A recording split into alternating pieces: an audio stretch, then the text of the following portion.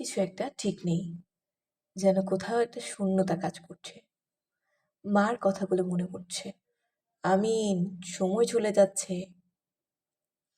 সত্যি, সময় তো কারো জন্য অপেক্ষা করে না।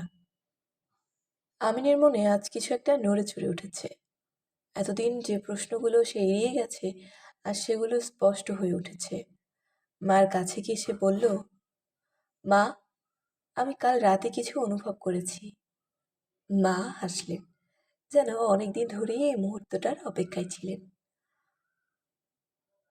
আল্লাহর দিকে ফিরে আসার দরজা সব সময় খোলা থাকে, শুধু আমাদের ডাক দেওয়ার অপেক্ষা। আজ আমিন বদলে গেছে। সে বুঝতে পেরেছে জীবন শুধু দুনিয়ার জন্য না, এর একটা গন্তব্য আছে, একটা চূড়ান্ত উদ্দেশ্য আছে। সে নামাজে মনোযোগী,